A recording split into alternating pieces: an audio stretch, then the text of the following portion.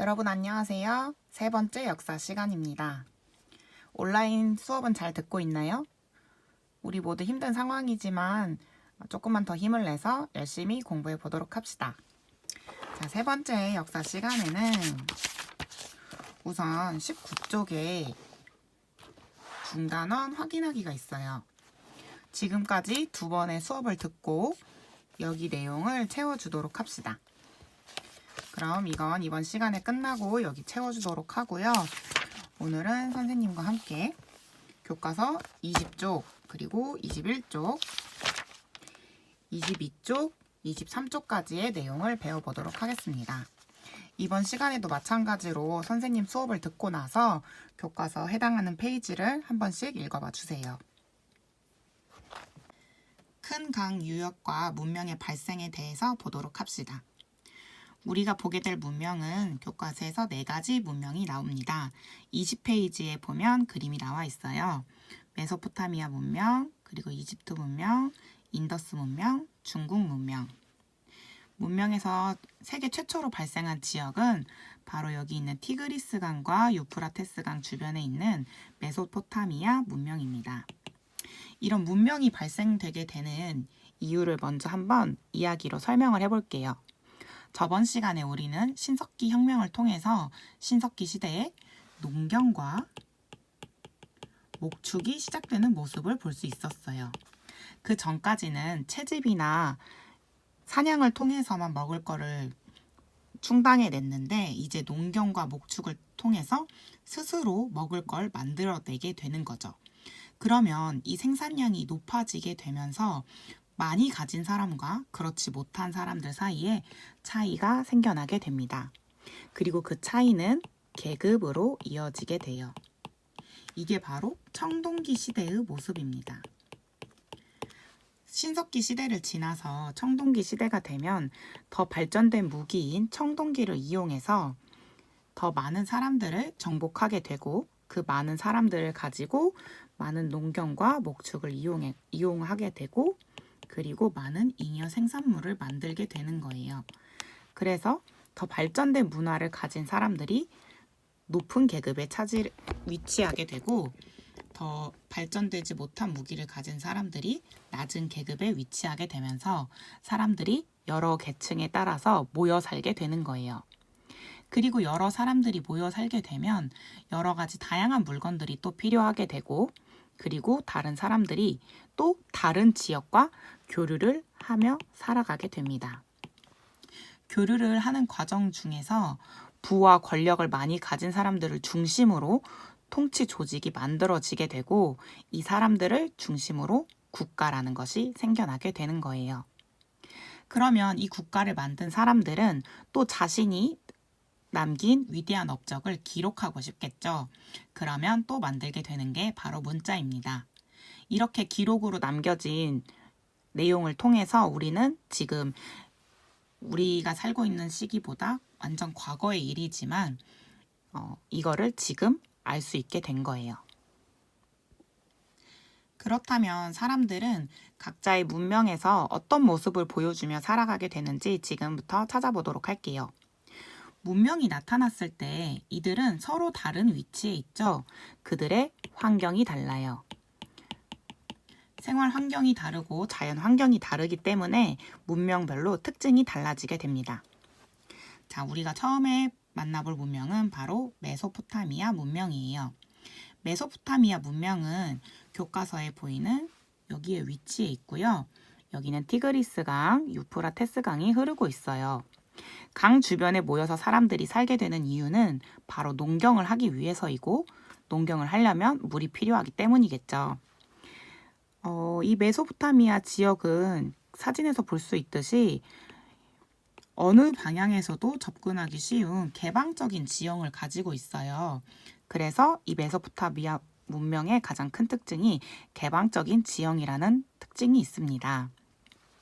이렇게 개방적인 지형을 가지고 있는 메소포타미아 문명은 다른 이민족의 침입을 자주 받았기 때문에 왕조가 안정적으로 이루어지기 되게 힘든 상황이었어요. 그렇기 때문에 이 사람들은 지금 현세가 불안하게 되겠죠. 언제 이민족의 침입을 받을지 모르니까요. 그래서 이 사람들은 현세적인 삶에 더 중점을 두고 살아가게 됩니다. 그래서 나중에 죽은 후의 내세보다는 지금 당장을 중요시하는 현세적인 종교관을 가지게 돼요. 그리고 개방적인 지형을 가지고 있고요. 그리고 이 메소포타미아 지역에서는 기원전 3000년 무렵부터 수메르인들이 국가를 세우게 되는데 교과서에는 수메르인만 나와 있어요. 수메르, 아카드, 아무르인으로 여기 메소포타미아 문명을 다루는 사람들은 조금씩 바뀌어 나갑니다. 우리는 수메르인만 알고 있어도 돼요. 자, 이렇게 수메르인들이 도시를 만들게 되면서 여기에 거대한 신전을 만들게 되는데 바로 대표적인 지구라트라고 하는 신전을 만들게 돼요. 교과서 21페이지에 나와 있는 그림입니다. 지구라트, 수메르인이 도시 한가운데 세운 거대한 신전이에요. 여기서 신관이 제사를 지낸 것으로 보이는데 이렇게 큰 모습을 볼 수 있죠. 신에게 제사를 지내기 위해서 이러한 것을 만들고 여기서 신에게 제사를 지내는 신전 이렇게 거대한 신전을 만들고 신에게 제사를 지내는 모습을 볼 수 있어요.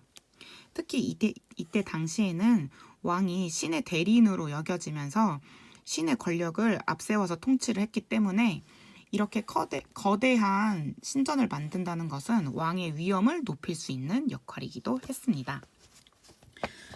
이 메소포타미아 지역의 가장 대표적인 왕국이라고 하면 바로 바빌로니아 왕국을 들 수 있어요. 이 바빌로니아 왕국의 가장 유명한 왕이 바로 함무라비 왕입니다. 함무라비 왕, 바빌로니아 왕국은 여러분이 이번 시간에 처음 들어봤을지도 모르겠지만 눈에는 눈, 이에는 이라는 단어는 들어본 경험이 있을 거라고 생각을 해요. 그 내용이 나온 게 바로 이 함무라비 왕이 만든 함무라비 법전에 있는 내용입니다. 교과서 21쪽 아래를 보면 만약 귀족이 귀족의 눈을 다치게 하면 그의 눈을 다치게 한다. 바로 이 내용이 눈에는 눈이라는 내용을 만든 그 구절이에요.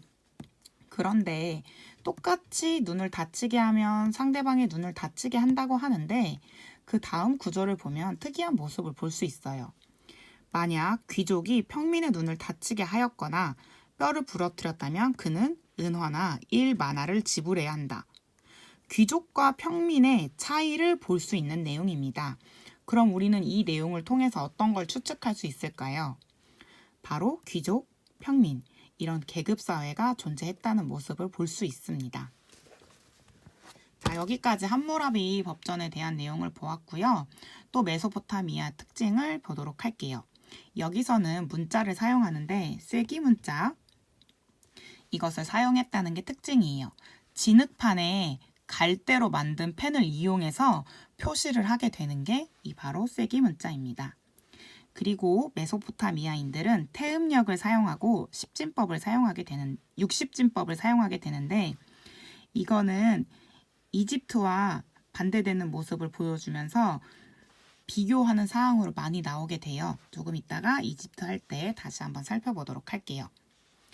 이렇게 지금까지 메소포타미아 문명의 특징을 살펴봤고요. 이 메소포타미아 문명은 나중에 히타이트에 의해서 멸망을 하게 돼요. 히타이트에 대한 내용도 오늘 이번 시간에 다루도록 할 테니까 끝까지 잘 들어봐 주세요. 자, 두 번째 이집트 문명입니다. 교과서 22페이지, 23페이지에 나오는 내용이에요. 이집트 문명이 일어나다. 이집트 문명은 다시 그림으로 살펴보면 여기에 위치해 있죠.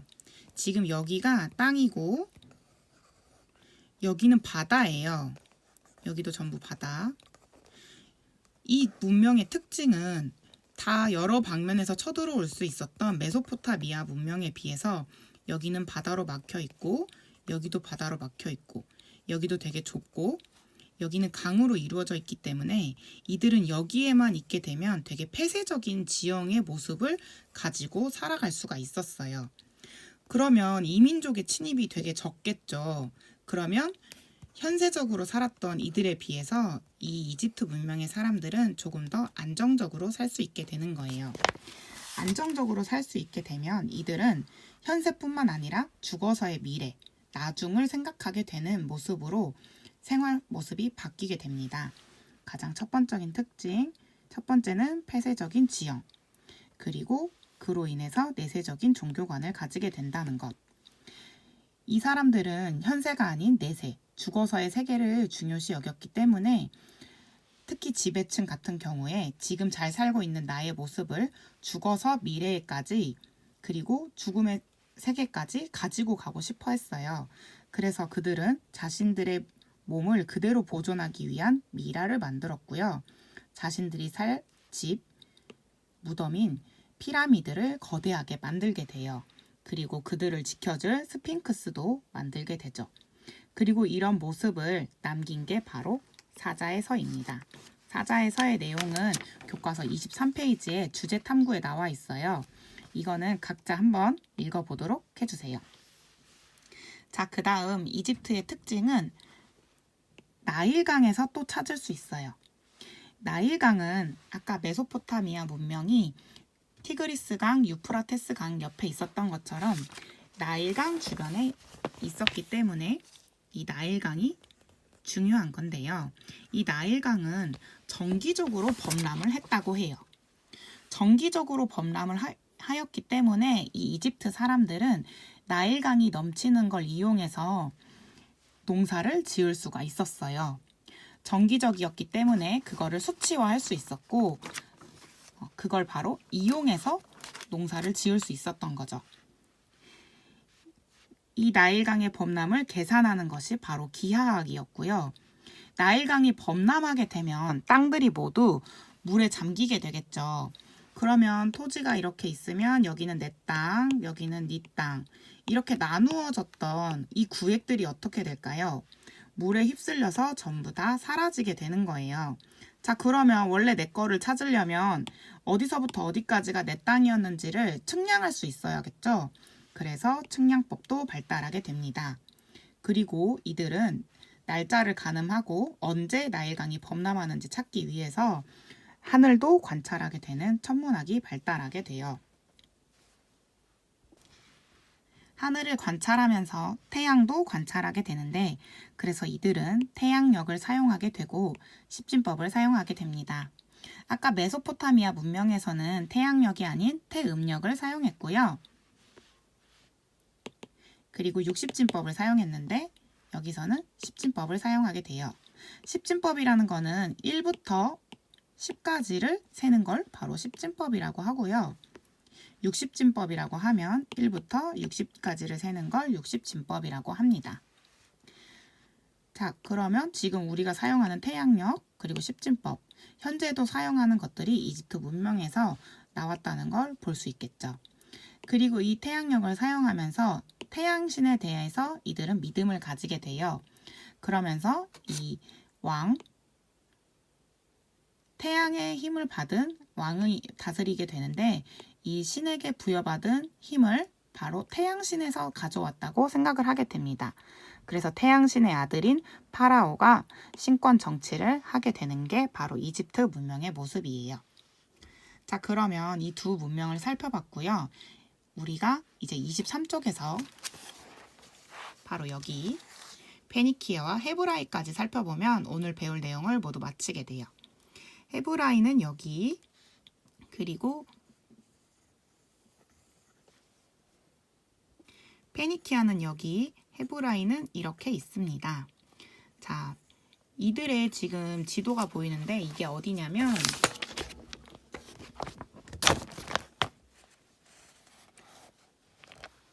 바로 여기예요. 여기. 자, 그러면 이 문명들은 지금 어떤 문명 사이에 끼어 있어요? 메소포타미아 문명하고 이집트 문명의 사이에 끼어 있는 거예요. 바로 여기. 자, 그러면 페니키아 문명과 헤브라이 문명의 위치를 살펴봤고 이들의 특징을 보도록 합시다. 이 페니키아인들은 활발한 해상 활동을 하게 돼요. 그래서 이집트와 메소포타미아 지역을 이동하면서 문물을 배우게 되고 그 문명을 유럽에 전하는 역할을 하기도 합니다. 그리고 이 페니키아는 그때 만들었던 문자들이 그리스에 전해지면서 알파벳의 기원이 되기도 해요. 그래서 페니키아는 해상활동, 알파벳의 기원이 되었다는 내용을 중점적으로 알아보면 되고요. 그 다음은 헤브라이입니다. 이 헤브라이는 두 가지 왕국으로 나누어지게 되는데 이스라엘 왕국과 유대 왕국이에요. 이들은 특히 이 헤브라이 때 다비드 왕과 솔로몬 왕 때 크게 번성을 하게 되고요. 솔로몬 왕이라고 하면 우리가 성경에서 많이 듣게 되는 이름이에요. 바로 그 헤브라이인이 믿었던 유대교가 바로 크리스트교와 이슬람교 성립에 큰 영향을 주기 때문에 이들의 이야기가 남아있는 겁니다. 자, 지금까지 보면 이제 문명, 특히 두 가지 큰 문명에 대해서 살펴봤고요. 페니키아와 헤브라이까지 살펴보게 되었어요. 오늘 배운 내용은 여기까지고요. 다음 시간에는 인도 문명이랑 중국 문명에 대해서 배우도록 하겠습니다. 오늘도 수업 잘 들어줘서 정말 고맙고요. 앞으로도 이렇게 영상으로 역사는 계속 수업이 진행되게 될 거예요. 따로 과제나 학습지는 현재는 나가지 않을 예정이고요. 선생님 수업을 잘 듣고 교과서를 읽고 내용을 잘 숙지하도록 합시다. 그리고 오늘 하나는 이 메소포타미아 문명에 남아있는 길가메시 서사시라는 이야기가 있어요. 유튜브에 길가메시 서사시라고 검색을 하면 이 관련 내용이 나오게 되는데 재미로 이거 한 번씩 찾아보는 것도 좋을 것 같아요. 자, 그러면 오늘 진짜로 이제 그만 수업을 마치도록 할게요. 안녕.